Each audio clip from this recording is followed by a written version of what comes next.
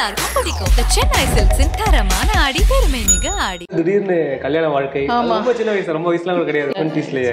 So இது arrange marriage தானே? இது அரேஞ்ச்டு தான். ஆனா ஸ்ரீதர் சாருக்கு வீடு ரொம்ப நீட்டா இருக்கணும். நல்லாவே இருக்கு. இது உங்களோட டேஸ்ட் படி தான் கட்டணும். ஆமா, we are also vastu consultant. அதனால ஃபுல்லா பிளானிங் எல்லாம் அவரும் நானும் சேர்ந்து பண்ணினது தான்.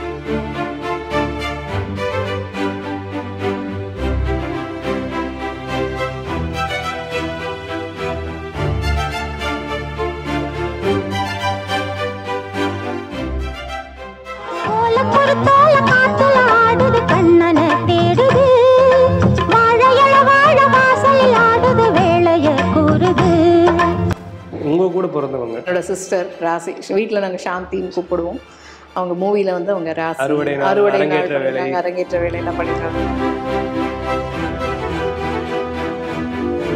இது சாருடைய பிரதர், அவருக்கே தான் என் சிஸ்டர் கல்யாணம் பண்ணி கொடுத்துருவோம். பிரைவேட்டுக்கே 2 உங்க 2 பேருக்கு ஒரு சிமிலாரிட்டிஸ் இருக்கும்ல. நீங்க ட்வின்ஸான்னு கேட்குறவங்க இருக்காங்க இன்னமும்.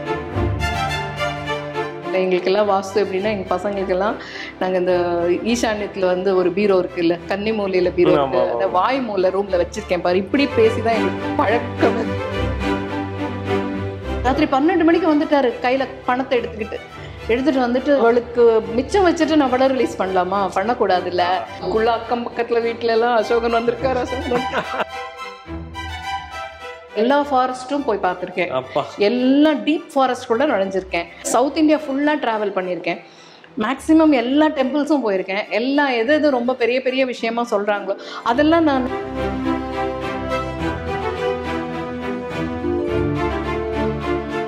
ஓடி வரேன், ஜம்ப் பண்ணேன், தூக்கிட்டாரு. 2 ஸ்டெப்பு. எனக்கு ஒரு மாதிரி இருமல், டைலாக் பேச முடியல. உடனே அவர் இறக்கி விட்டாரு. என்னம்மா ஆச்சு அப்படின்னாரு. அப்படின்னு பார்த்தா டாக்டர் வராரு செட்டில். ஒருத்தங்க வீட்டு வரும்போது முதல் அட்ராக்ஷன் அந்த வீடு தான். கண்டிப்பா இருக்கிற பொருட்கள் எப்படி இருக்கு, நம்ம மைண்ட் முதல்ல அங்கதான் போகும். கண்டிப்பா கண்டிப்பா வீடுக்குள்ள நுழையும் போது அந்த ஃபீல் தான் கொடுத்துச்சு. அதனால அந்த செல்ஃப் இன்ட்ரெஸ்ட் கண்டிப்பா இருக்கும். அது கண்டிப்பா. ஏன்னா நீங்க நிறைய வேலைகள் பாக்குறீங்க, அது இடையில வீட்டையும் பாத்துக்கணும் அப்படின்றது ரொம்ப. ஆமா, அது உண்டு. அது வந்து எங்க வீட்டுல எல்லாருக்குமே அந்த ஒரு, எங்க ஹஸ்பண்ட் மாஸ்டர் ஸ்ரீதர் சாருக்கு வீடு ரொம்ப நீட்டா இருக்கணும். அவருக்கு ரொம்ப நிறைய டம்ப் பண்ணக்கூடாது, நிறைய அலங்கார பொருட்கள் எல்லாம் அவருக்கு பிடிக்காது. It should be very simple and neat. அதே மாதிரி என்னோட 2 சன்ஸ், அவங்களுக்குமே வீடு கொஞ்சம் நல்லா, அவங்களுமே நல்லா மெயின்டைன் பண்ணுவாங்க. ஸோ அதனால எனக்கு வந்து அது அப்படியே பழகி போயிடுச்சு. ஸோ அது ஒர்க் பண்ணுறவங்க, சில வேலை செய்கிறவங்க இருந்தாலும் சில சமயம் லீவ் போட்டால் கூட அந்த we will see that it is kept clean. முடிஞ்ச அளவுக்கு நல்லாவே இருக்கு. இது உங்களோட டேஸ்ட் படி தான் கட்டணும். ஆமா, we are also vastu consultant. அதனால ஃபுல்லா பிளானிங் எல்லாம் அவரும் நானும் சேர்ந்து பண்ணினது தான். பிளானிங் எல்லாம் அப்படி. எங்க வீட்டுல கேட்டிங்கன்னா, எங்களுக்கெல்லாம் வாஸ்து எப்படின்னா, எங்க பசங்களுக்கெல்லாம் நாங்கள் இந்த ஈசான்யத்தில் வந்து ஒரு பீரோ இருக்குல்ல, கன்னி மூலையில் பீரோ இருக்கு, அந்த வாய் மூலை ரூம்ல வச்சிருக்கேன் பாரு. இப்படி பேசி தான் எங்களுக்கு பழக்கமே. பேசுறது அது குழந்தையில இருந்தே அது அப்படியே தான் வந்துருச்சு. நீங்க இவ்வளவு பிஸியா நடிச்சிட்டே இருந்திருக்கீங்க. அவள ஃபர்ஸ்ட்னா வந்து திடீர்னு கல்யாண வாழ்க்கை ரொம்ப சின்ன வயசு, ரொம்ப வயசுலாம் கூட கிடையாது. இல்ல 2021 கல்யாணம், 1920 சோ எப்படி நீங்களும் ஸ்ரீதர் சாரும் அந்த ஆக்சுவலா அவரும் கோ ஆர்டிஸ்டா, அவரும் இந்த பக்கம் டிராவல் பண்ணிட்டே இருந்திருக்காரு. நான் வந்து அவரோட வேற ட்ராக் அவர் ஃபுல்லா வந்து எல்லாம் கந்தன் கருணை, முருகன் அடிமை எல்லாமே அவர் பண்ணாத மித்தலாஜிக்கல் ரோல்ஸே கிடையாது. எல்லாமே ஆதிசங்கர்ல இருந்து எல்லாமே பண்ணிருக்கு. நீங்க எந்த ஐயப்பனா ஒரு 10 தடவை ஐயப்பனா பண்ணியிருப்பாரு, குருவாயூரப்பனா பண்ணியிருக்காரு, கிருஷ்ணனா, ராமனா, என்னென்ன ரோல், நாரதர் அவருடைய ஸ்பெஷாலிட்டி அவரோடது, ஆதிசங்கர் அவருடைய டாப். அது கந்தன் கருணையெல்லாம் எனக்கு வந்து எங்க அப்பாவுக்கு என்னோட பெர்ஃபார்மன்ஸ் விட அவர் பெர்ஃபார்மன்ஸ் தான் ரொம்ப பிடிக்கும். பிகாஸ் அவருடைய அந்த திறமை மேல அவ்வளோ. அரேஞ்ச் மேரேஜ் தானே? இது அரேஞ்ச்டு தான். ஆனா பார்த்து பழகி எங்களுக்கு தெரிஞ்சுக்கிட்டு, பரஸ்பரம் தெரிஞ்சுக்கிட்டு. எங்க அப்பா வந்து இதை ப்ரப்போஸ், அப்பா நினைச்சாரு இந்த. ஆக்சுவலி நான் சொல்லிட்டு இருந்தேன் இல்லையா, எங்க அப்பா வந்து முதல்ல இருந்தே என்ன சினிமாவில் அனுப்புற ஐடியா கிடையாது எங்க அப்பாவுக்கு. அப்புறம் வந்ததுக்கு அப்புறம் சரி இந்த 2 படம் இந்த அம்மா வீடு எங்க இன்னும் கொஞ்சம் தூரம் சொல்லுவாங்க தெரியுமா, அந்த மாதிரி அந்த படம் சரி. அடுத்தடுத்து கமிட்மெண்ட்ஸ், அடுத்தடுத்து ஒரு புகழ், அடுத்தடுத்து அவார்டு, இது ஒரு மாய அப்படியே நம்மளை பிடிச்சி இழுத்துரும். ஸோ அதனால அது அப்படியே போயிட்டு இருந்தது. ஸோ எல்லா ஏஜ்லேயும் ஒரு கேப் வச்சிருந்தாரு. சரி, ஃபர்ஸ்ட் ஸ்டாண்டர்ட் ஸ்கூல் போகிற வரைக்கும், ஸ்கூல் போன வரைக்கும், அப்புறம் 5th 6th வரைக்கும் பொண்ணு அடிக்கட்டும். அதுக்கப்புறம் சரி கொஞ்சம் பெரிய பொண்ணா ஒரு அது வரைக்கும் ஓகே. ஏன்னா நம்ம அந்த ஏஜ் தாண்டறதுக்குள்ள என் படங்கள் வந்து கமிட்மெண்ட்ஸ் பண்ணின படங்கள் அப்படியே கண்டினியூவாக வந்துட்டே இருந்ததுனால பண்ண முடியல. அவருக்கு அந்த பிரேக் கொடுக்க முடியல. அப்புறம் வந்து சத்யா படம் எல்லாம் பண்ணிட்டு இருக்கும்போது கூடவே அப்பா வந்து இவரோட நிறைய எங்கள் அட்வொகேட்டும் எங்கள் ஹஸ்பண்ட் ஸ்ரீதர் சார் அட்வொகேட்டும் ஒரே அட்வொகேட், ஒரே இது ஃபேமிலி சர்க்கிள் நல்லா தெரியும், 2 ஃபேமிலியும் தெரியும். இப்படிலாம் இருந்தபோது அப்போ தான் அக்செப்டட் அந்த அந்தப்புறம்னு ஒரு டிவி சீரியல் அவர் ராது சார் ப்ரொடியூஸ் பண்ணார். தாமரை மண்ணாளன் சார் அதுக்கு ஸ்கிரிப்ட் பண்ணியிருந்தார் தூர்தர்ஷனுக்காக. நான் அதுதான் ஃபஸ்ட்டு ஒரு தூர்தர்ஷனுக்கு பண்ணினேன் ஒரு டிவி சீரியல் ஒத்துக்கிட்டது. அதுதான் அப்போ தான் நினச்சி இவ்வளோ படங்கள் பண்ணிகிட்டே இருக்கும்போது அப்பா சீரியல் ஒத்துக்கிட்டு இருக்காரு, எப்படி இதுவும் மேனேஜ் பண்ண போகிறாரு அப்படின்னு, ஏன் சீரியல் ஒத்துக்கிட்டாரு அப்படின்னு கூட இருந்தது எனக்கு. என்ன பண்ணக்கூடாதுங்கிறதுல நிறைய அவர் மைண்டில் அது இருந்திருக்கு அப்பாவுக்கு.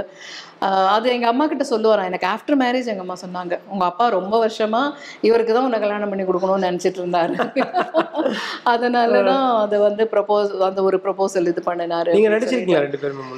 இல்லை நான் வந்து நினைச்சது அந்தப்புறம் ஷூட்டிங் அப்பதான் வந்து நிறைய ஃபங்க்ஷன்ஸ்ல எல்லாம் பார்த்துருக்கேன். என்னம்மா எப்படி இருக்கேன், நல்லா இருக்கேன் பாரு, நல்லா இருக்கேன் அப்படின்னு சொல்லிட்டு அப்படி பரஸ்பரம் அஸ் அ கோ ஆர்டிஸ்ட் அவர் படங்கள் நம்ம பார்க்குறோம், நம்ம படங்கள் அவர் பார்க்குறாரு.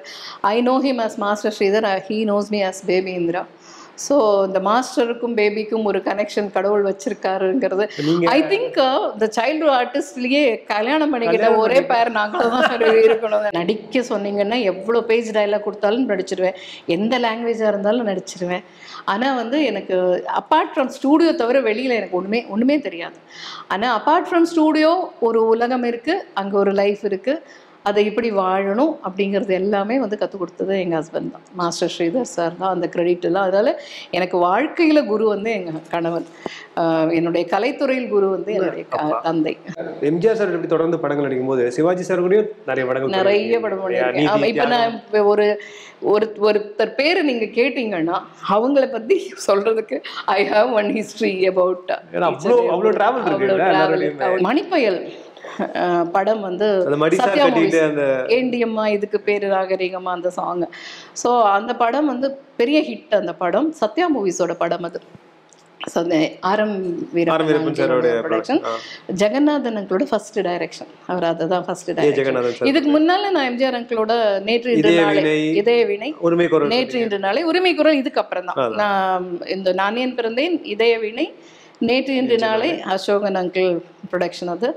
அதுக்கப்புறமா இந்த படம் உரிமை குரல். அதுக்கப்புறமா மணிப்பயல் எதுக்கு சொல்ல வந்தேன்னா, Manipayal I had a very good incident. அந்த படம் தியேட்டரில் வந்து வெலிங்டன் நினைக்கிறேன், எனக்கு அந்த தியேட்டர் பேரெல்லாம் சரியாக ஞாபகம் இல்லை, அது 100th டேயோ அதுவும் ஞாபகம் இல்லை. பட் அந்த மூவி பயங்கர க்ரௌடு. எம்ஜிஆர் அங்கிள் அந்த படம் பார்க்குறாரு அன்னைக்கு. ஸோ வெளியெல்லாம் பயங்கர கூட்டம், அது பிச்சு பிடுங்கி கொண்டு போய் உள்ளே வந்தால் அங்கே வந்து எம்ஜிஆர் அங்கிளோட பக்கத்தில் ஜானகிமா, எம்ஜிஆர் அங்கிள் என்னை நடுவில் இப்படி இருந்து தூக்கி இப்படி உட்கார வச்சுக்கிட்டாரு.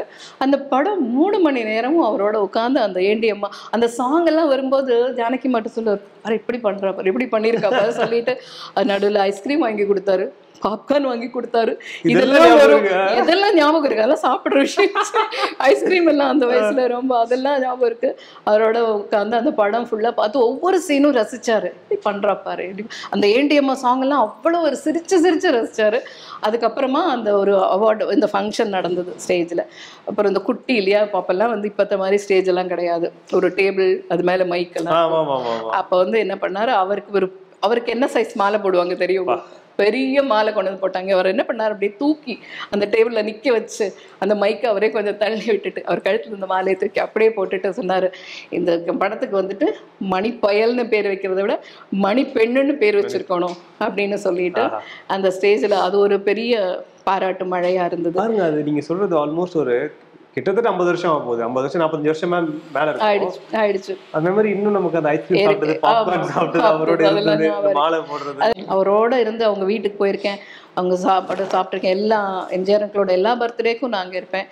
அதே மாதிரி என்னோட பர்த்டேக்கெல்லாம் அவர்கிட்ட போய் பிளஸிங் வாங்குவேன். சிவாஜி அங்கிள் வீட்டுக்கும் அப்படிதான். அவங்க உயிரோடு இருக்கிற வரைக்கும் நீங்க பார்த்திருக்கீங்க? ஆமா. சிஎம் ஆனதுக்கு அப்புறமா, சிஎம் ஆனதுக்கு அப்புறமாவும் நான் போயிருக்கேன். போய் சிஎம் ஆனதுக்கு அப்புறம் தான் எனக்கு ஃபர்ஸ்ட் ஸ்டேட் அவார்டு. அவர் சிஎம் ஆன உடனே அந்த கேட்டகரி அனௌன்ஸ் பண்ணிட்டு பெஸ்ட் சைல்டு ஆக்ட்ரஸ் அவார்டு வந்து தமிழ்நாடு ஸ்டேட் அவார்டு அவர் கையில் தான் வாங்கினேன். That was the first function as a Tamil Nadu. அவர் சிஎம் ஆன உடனே ஃபர்ஸ்ட் ஃபங்க்ஷன் அது. அதில் அது ஒரு பெரிய இதாக இருந்தது. எல்லாத்துக்கும் மேலே வந்து ஒரு பொன்மன செம்மல் அப்படின்னு சொல்கிறாங்க இல்லையா, அது ஏன் பொன்மன செம்மல்ங்கிறது என்னோட ஒரு எக்ஸ்பீரியன்ஸ் சொல்கிறேன். எம்ஜிஆர் அங்கிள் உரிமை குரல் ஸ்ரீதர் அங்கிள் டைரக்ஷன் உரிமை குரல் ஷூட்டிங்கில் வந்து ரொம்ப எம்ஜிஆர் அங்கிள் ரொம்ப கவனிச்சுப்பார். அவர் எல்லாரையுமே கவனிச்சுப்பார். அதுவும் குழந்தைங்கன்னு அவருக்கு ரொம்ப பிடிக்கும். அந்த தொடர்ந்து அவரோட படங்கள்ல அதிகமாக நடித்த சைல்டு ஆர்டிஸ்ட் நானாக தான் இருக்கும்னு நினைக்கிறேன். I think so. அப்போது என்ன ஆச்சு, அந்த ஷூட்டிங் நடிச்சிட்டு இருக்கும்போது ஓடி வந்து அவர் முதுகில் நான் ஏறிக்கணும். அவர் இந்த உப்பு மூட்டை தூக்குவாங்க இல்லையா குழந்தைங்களை, அப்படி தூக்கிட்டு அவர் இன்னொரு கேட்பாரு, நான் அதுக்கு ஒரு பதில் சொல்லணும். ஓடி வரேன், ஜம்ப் பண்ணேன், தூக்கிட்டாரு. 2 ஸ்டெப்பு எனக்கு ஒரு மாதிரி இருமல், நிறைய ஷூட் இல்லையா, மாற்றி ஷூட்டிங் நடந்துகிட்டே இருக்குது. அதனால என்னமோ த்ரோட் இன்ஃபெக்ஷனாக இருக்கு, இருமுறேன், டைலாக் பேச முடியல. உடனே அவர் இறக்கி விட்டார். என்னம்மா ஆச்சு அப்படின்னாரு. இல்லைம்மாம்மா கொஞ்சம் என்னமோ காஃபாக இருக்குது. சரி அப்படின்னு மறுபடியும் சரி தண்ணி கொடுங்க, சுடு தண்ணி கொடுங்க அப்படின்னு சொன்னால் அவர் சொல்லலாம் வேண்டியதில்லை, பார்த்தாலே அப்படியே சும்மா இப்போ சொல்கிறாங்க அதிருது இல்லைங்கிற மாதிரி தான். உடனே வந்தார், பண்ணால் மறுபடியும் தூக்கினா 4, 5, 6, 7 எப்போவுமே டேக் ஆர்டிஸ்ட். அதில் வந்து இருமல், டைலாக் பேச ஆரம்பிக்கிறேன், இருமுறேன். அப்புறம் உடனே பண்ணாரு, ஆஃப் பிரேக் பண்ண சொல்லிட்டாரு ஸ்ரீதர் அங்கிள் கிட்ட, கொஞ்சம் விட்டுடுங்க, அப்புறமா கொஞ்சம் அவருடைய டைம் கால் ஷீட்லாம் கிடைக்கிறதே எவ்வளோ பெரிய தவம் அப்போலாம். அப்போ வந்து உடனே என்ன பண்ணாரு, இல்லை விட்டுடுங்க, அவர் சீன் அப்புறம் எடுங்கன்னு வேற சீன் கம்ப்ளீட்டாக லைட்டிங் எல்லாத்தையும் மாற்றி வேற சீனுக்கு போயிட்டாங்க. வேற சீன் போனால் உட்கார வச்சுட்டு நான் உட்காந்துட்டு இருக்கேன். திடீர்னு பார்த்தா டாக்டர் வர்றாரு செட்டில். அங்கிளோட எம்ஜிஆர் அங்கிளோட பர்சனல் டாக்டர் வரவழைச்சார் செட்டுக்கு. வந்து பார்த்து செக் பண்ணிட்டு, இல்லை அவளுக்கு என்னமோ வாட்டர் என்னமோ இன்ஃபெக்ஷன் ஆகிருக்கு சொல்லி ஆன் த ஸ்பாட்டில் மருந்து வரவழைச்சு ஒரு டானிக் அவரே எம்ஜிஆர் அங்கிள் மடியில் உட்கார வச்சு, பாரு நீ வந்து ரொம்ப நான் ஒர்க் பண்ணுறேன்னு நினைக்கிறேன், கண்ட தண்ணி கொடுக்குறேன், ஐஸ்கிரீம் சாப்பிட்டியான்னாரு. இல்லைம்மா அப்படின்னு உடனே சொல்லிட்டு அந்த மருந்து எடுத்து அவரே ஊட்டி விட்டுட்டு சொன்னார், இது ரொம்ப தித்திப்பாக இருக்கும், அதனால ஸ்வீட்டாக இருக்குதுன்னு நிறைய குடிச்சிடாரு, அம்மா கிட்ட கொண்டு கொடுத்துட்டு கரெக்டாக டயத்துக்கு தான் சாப்பிடணும் அப்படின்னு சொல்லிட்டு அன்னைக்கு அதை விட்டுட்டு அடுத்த நாள் தான் அந்த ஷூட்டிங் எடுத்தாங்க. அது எதுக்கு சொல்கிறேன்னா, ஒரு குழந்தை இருமுறா, அடுத்த ஷூட் போயிடலாம், அந்த சீனே வேண்டாம் விடலாம், அதெல்லாம் இல்லாமல் அவருடைய அந்த அன்பு இருக்கு இல்லையா, ஒரு கருணை நிறைஞ்ச ஒரு அம்மா மாதிரின்னு சொல்லுவாங்களே, ஒரு அப்பா அம்மா. அதே மாதிரி கோயம்புத்தூரில் ஒரு பெரிய அப்போல்லாம் ஸ்டார் நைட்டு நிறைய நடக்கும். அந்த ஸ்டார் நைட் எக்கச்சக்கமாக ஸ்டார் நைட்ஸ் அதுலெல்லாம் போய் இந்த ஏண்டியம்மா அந்த சாங்கு எங்கள் அப்பாவும் நானும் சேர்ந்து ஒரு ஸ்டேஜ் ட்ராமா நிறைய நடிகர் சங்கத்துக்காக நிதி திரட்டுறாங்க. நடிகர் சங்கம் பில்டிங் என்னமோ கட்டுறதுக்காக கோயம்புத்தூரில் ஒரு பெரிய ஃபங்க்ஷன். அந்த ஃபங்க்ஷனில் வந்து சிவாஜி அங்கிளோடைய ட்ராமா தங்கப்பதக்கம், அவர் ப்ரீவியஸ்லி அந்த ட்ராமா அந்த இடத்துல போட்டிருக்காரு. சிவாஜி அங்கிள் தான் அப்போ வந்து நடிகர் சங்கத்துடைய தலைவர். அப்போது அந்த ஃபங்க்ஷன் முடிஞ்சதும் சிவாஜி அங்கிளுக்கும் 20 சவரனும் இருக்கும், பெரிய தங்கப்பதக்கம், ஒரு பெரிய ஹாரம். அதை வந்து அவருக்கு வந்து அந்த நடத்தினவங்க போட்டாங்க. அதுக்கப்புறம் என்ன, எல்லாருமே நாங்கள் ஒரு ஸ்கிட்டெல்லாம் கொடுத்துருந்தோம். நான் அந்த ஏண்டிஎம் அந்த சாங்கை ஸ்டேஜில் பெர்ஃபார்ம் பண்ணுறேன்.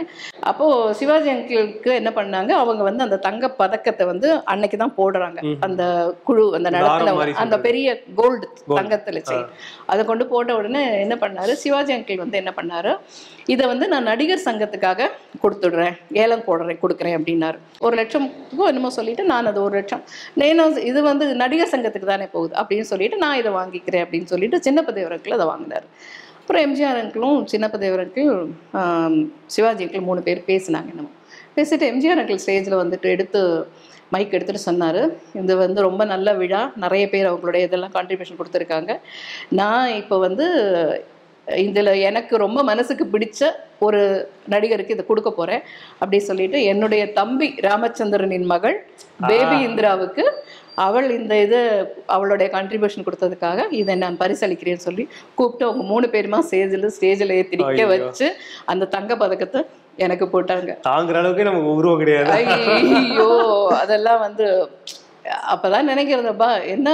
ஆனா என்னன்னா அந்த ஏஜ்ல வந்து நமக்கு அதோட அது தெரியல, அது தெரியற ஏஜ் வரும்பொழுது அப்பா என்ன ஒரு நம்மள ஒரு ஜேர்னி கடவுள் அழைச்சிட்டு வந்தாருல்ல அப்படின்னு நினைச்சு அந்த கடவுளுக்கு நன்றி சொல்றேன். அதே சமயம் அந்த உள்ளங்கள் இருக்கு இல்லையா, எம்ஜிஆர் அங்கிள் அது சொல்ல அதை உடனே சிவாஜி அங்கிளும் சின்னப்பதேவர் அங்கிளும் அதை 3 பேருமா சேர்ந்து அந்த கழுத்துல போட்டு விட்டது இருக்கு இல்லையா, அது அப்போ நான் அதெல்லாம் வந்துட்டு அன்இமேஜினபிள். சிவாஜி சாரோட அந்த பயணம் எப்படின்னா, அப்பா வந்து ஒரு ஹார்ட்கோர் சிவாஜி சார் ஃபேன். அது ஆமா, அந்த மீட்டிங் ஏதாவது ஞாபகம் இருக்கா? கண்டிப்பா. நீதி படம் தான் நான் first Balaji uncle, K Balaji, Sujatha cine arts அவங்க அதில் வந்து ஏஎல் நாராயணன் அங்கிள் தான் வந்து டைலாக் ரொம்ப நல்லா எழுதியிருப்பார்.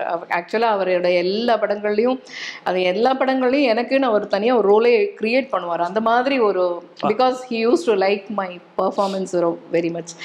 அப்போ ஃபஸ்ட்டு வந்து நீதி ஷூட்டிங் தான். சிவாஜி அங்கிள் கொண்டு வந்து ஒரு ஜிலேபி என்னமோ கொடுப்பாரு. அதை வாங்கி சாப்பிட்டேன் அப்படிங்கிறதுக்காக வந்து சௌகாரமா அடிப்பாங்க. அதுக்கு முன்ன சிவாஜி அங்கிள் கிட்ட டைலாக் கொலகார மாமான்னு. அப்போ அதெல்லாம் கேட்பாரு, ஏம்மா என்ன கொலகார மாமான்னு சொல்கிறேன், எங்கள் அம்மா கொலகாரன்னு சொன்னாங்க, அதனால நான் கொலகார மாமான்னு சேர்த்துக்கிட்டேன் அப்படின்னு சொல்லி அந்த ஒரு டைலாக் இருக்கும். அது ரொம்ப நல்லா இருந்தது அந்த டைலாக். அப்போ அந்த சீனில் என்ன ஆச்சு, ஃபஸ்ட்டு எனக்கு ஷூட் எடுத்தது இது அப்புறம் தான் எடுத்தாங்க. இந்த சிவாஜி அங்கிளோட காம்பினேஷன் அப்புறமா எடுத்தாங்க. ஃபஸ்ட்டு டே ஷூட்டிங் வந்து சௌகாரமாக என்னை போட்டு அடிக்கிற அந்த ஜிலேபி எல்லாம் சாப்பிடுவேன், அதை வந்து பிடிச்சா அடிப்பாங்க, எதுக்கடி அதெல்லாம் வாங்கினேன், கொலகாரங்கிட்ட ஏன் வாங்கினேன்னு சொல்லிட்டு பசிக்குதுமான்னு சொல்லிட்டு அழும்போது அவங்க அதை கோவத்தில் தூக்கி அடிப்பாங்க. ஃபஸ்ட்டு ஷார்ட்லலாம் வந்து சௌகாரமாலாம் பர்ஃபார்மன்ஸ்ன்னு இறங்கிட்டாங்கன்னா அவங்கள யாருன்னு அந்த அளவுக்கு பயங்கரமாக பெர்ஃபார்ம் பண்ணுவாங்க. அப்போ வந்து என்ன பண்ணும், அடிக்கிற மாதிரி இப்படி இதுதான் பண்ணிட்டு இருந்தாங்க. அந்த பொசிஷன் என்னமோ கொஞ்சம் தப்பாயிடுச்சு. எனக்கு குழந்தை தானே, அப்படி இப்படி பண்ணும்போது அவங்க போட்டது அந்த இப்படி ஸ்லைடு வந்து கரெக்டாக வந்து அடி விழுந்துருச்சு. நல்லா வந்துச்சு, நிஜமாவே அழ ஆரம்பிச்சிட்டேன். அந்த ஏஜ்ல இருந்து யாரோ அடிச்சாரு நம்ம போட்டு தூக்கி அப்படி போடுவாங்க. போட்ட உடனே அந்த அடி வாங்கினது அந்த விழுந்ததும் நம்ம வந்து மிஸ் ஆகிருக்கும் இல்லையா, வேற குழந்தைங்க யூஸ்வலாக மிஸ் பண்ணிடுவாங்க. ஆனால் நான் மிஸ் பண்ணாமல் அந்த ஷார்ட்டை வந்து கண்டினியூ பண்ணி முடிச்சேன். அந்த போய் ஏன்னா அவங்க டைரக்டர் அங்கிள் சொன்னது ஞாபகம் இருந்தது, சிவி ராஜேந்திரன் அங்கிள். அம்மா அடிப்பாங்க, தூக்கி போடுவாங்க, போய் அந்த ஜிலேபியெல்லாம் எடுத்து ஊதி சாப்பிடணும். அடித்தது வலிக்குது, ஷார்ட்டு முடிய போகுது, அந்த ஜிலேபி போய் எடுத்து சாப்பிடணும் அப்படின்றது ஞாபகம் இருந்தது. அப்போ போய் அந்த ஷார்ட்டை கம்ப்ளீட் பண்ணி அதை முடித்தேன். அடுத்த எடுத்து ஊதி சாப்பிடுமா ரொம்ப நல்லா வந்தது. எல்லாம் பயங்கர கிளாப்ஸு செட்டில், எல்லாரும் கிளாப் பண்ணாங்க. எல்லாரும் நின்னதுக்கப்புறம் இன்னொரு கிளாப் சத்தம் மட்டும் கேட்டுக்கிட்டே இருந்துச்சு. அப்போதான் பார்த்தா சிவாஜி அங்கிள். அதான் ஃபர்ஸ்ட் அப்படியே வந்து பிடிச்சிட்டாரு. என்னடி பாப்பா நீ இப்படி சக்க போடுற, யாரடி பாப்பா நீ, அதான் ஃபர்ஸ்ட் டைம் சிவாஜி அங்கிள் பார்க்குறேன், யாரடி பாப்பா நீனா. அப்பதான் அப்பா வந்து சொன்னாரு, அண்ணன் என்னோட பொண்ணு தான். ராமச்சந்திரா உன் பொண்ணா, ஐயோ பரவாயில்ல அதான் நான் பார்த்தேன் அப்படின்னு சொல்லிட்டு அதுக்கப்புறம் அங்கேருந்து அதுக்கப்புறம் வந்த சிவாஜி அங்கிள் படத்துல வந்த சைல்டு ஆர்டிஸ்ட் எல்லாமே நான் பண்ணினேன். இதுக்கப்புறம் வந்து தியாகம் பண்ணேன், அந்தமான் காதலி. சிவாஜி அங்கிள் எப்படின்னா வந்து அவருடைய பர்ஃபார்மன்ஸ் எல்லாரும் சொல்லியிருப்பாங்க, உங்களுக்கு நிறைய பேருடைய இதில் இருக்கு. என்னோட எக்ஸ்பீரியன்ஸில் வந்து அவர் வந்து அந்த குழந்தை தானே அப்படிலாம் வந்து இது பண்ண மாட்டார். நான் பேசினாலும் அவர்கிட்ட அதுக்கு கரெக்டாக பேசணும் அந்த டைலாக். அப்போ என்னோட டைலாக் அவர் எனக்கு சொல்லி கொடுப்பாரு. ஒரு சின்ன டைலாக் சொன்னால் கூட அந்த டைலாகை கூப்பிட்டு ஷார்ட்டில் என்னடி பாப்பா எப்படி சொல்ல போகிறேன் அப்படின்னு என்ன கேட்பார் ஃபர்ஸ்ட்டு. அதுக்கப்புறம் நான் இப்படி சொல்கிறேன் மாமா அப்படின்னா, இப்படி சொல்லு, இந்த இடத்துல அழுத்தம் கொடு, இந்த இடத்துல அழுத்தம் கொடுக்காத, இந்த இடத்துல அழுத்தம் கொடு அப்படின்னு சொல்லி கொடுப்பாரு. அதே மாதிரி அந்த ஷார்ட் நான் கரெக்டாக பண்ணுறேன்னா நாங்கள் செட்டில் இருந்தாலும் அப்படி பார்த்துட்டே இருப்போம். அவரு வேற பார்த்துட்டே இருக்காரு, நாம வேற தப்பு பண்ணக்கூடாது, இன்னும் அந்த டென்ஷன். அப்புறம் எனக்கு ஒரு பழக்கம் இருந்தது, இந்த கிளாப் அடிக்கும் போது கண்ணை மூடி ப்ரே பண்ண ஆரம்பிச்சிட்டேன். கிளாப் அடிக்கும்போது டயலாக்லாம் ப்ரே பண்ண மாட்டேன், நான் உடனே பயங்கர முருக பக்தர். அப்போ உடனே முருகா முருகா முருகா முருகா அப்படின்ட்டு அந்த ப்ரேயருக்குள்ளே போயிடுவேன். கிளாப் ஸ்டார்ட் ஆக்ஷன் சொன்ன உடனே தான் வரும். அது எப்படி வந்தது தெரியாது, பட் அந்த ஃப்ளோவில் டயலாக் வந்துடும். அவங்க வீட்டு ஒரு குழந்தைய ஒன் ஆஃப் த பேபி ஆஃப் அவங்க வீட்டில் நான் இருந்திருக்கேன் நிறைய. ராம்குமார் சார், பிரபு சார்லாம், ஆமாம் ஸ்வெத்திகா எல்லாம் இதுக்கு வந்திருக்காங்க. பிரபு அண்ணா வந்து இந்த அடுத்தாத்த ஆல்பர்ட்னு ஒரு படம் பண்ணேன் அவரோட சிஸ்டரா. அப்போ பிரபு அண்ணா அப்பவுமே சொல்லுவார், இந்த மாதிரி நான் வந்து பார்த்துருக்கேன் உன்னை கொலகார மாமான்னு நீ சொல்லும் போது நான் பார்த்துருக்கேன். நான் அந்த ஒரு நீதி அப்போ ஒரு பெங்களூர்ல படிச்சுட்டு இருந்தாரு ஸ்கூல்லையா. ஆமா பார்த்துருக்கேன் அப்படின்னு. என்னை பார்த்தாலே எங்க பார்த்தாலும் பிரபு அண்ணா கூப்பிடுறது கொலகார மாமா, வாங்க கொலகார மாமா அப்படிதான் கூப்பிடுவாரு. இவங்க மட்டும் நடிக்காத ஆட்களே கிடையாது அந்த டைம்ல. ஸ்டார்ஸ் அந்த அத்தனை பேர், ஜெமினி சார்ல இருந்து ரவிச்சந்திரன் சார், ஜெய்சங்கர் சார், ஆமா எக்கச்சக்கமா.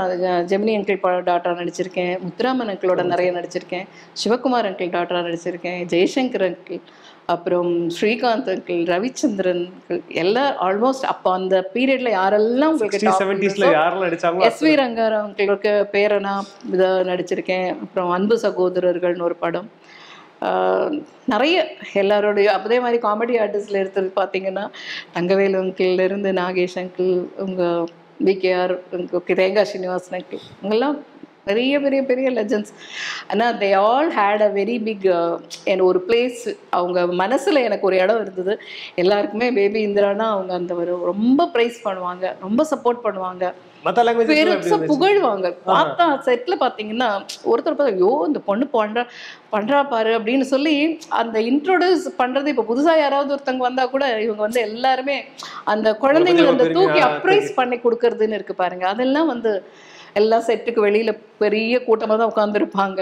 எங்கேயும் வந்து மேக்கப் ரூம்ல எல்லாம் இருக்க மாட்டாங்க. எல்லாம் ஷார்ட் முடிச்சா எல்லாரும் உட்காந்துட்டு இருப்பாங்க. அந்த மாதிரி அதில் இப்படி சொல்லிட்டு வரும்போது எனக்கு அசோகன் அங்கிள் மறக்க முடியாது. ஏன்னா நேற்று இன்று நாளை படம் வந்து அவர் தான் ப்ரொடியூசர். படம் வந்து நாளைக்கு ரிலீஸ் ஆக போகுது. ஒரு பேமெண்ட் என்னமோ அந்த படத்தில் எனக்கு பேலன்ஸ் இருந்தது போல. ராத்திரி ஒரு 12 மணி இருக்கும். நாளைக்கு காலையில் படம் ரிலீஸ். 12 மணிக்கு யாரோ வீட்டு தட்டுறாங்க. அப்புறம் பக்பா கதவு திறந்து பார்த்தா அசோகன் அங்கிள் நேரம் வந்துட்டாரு.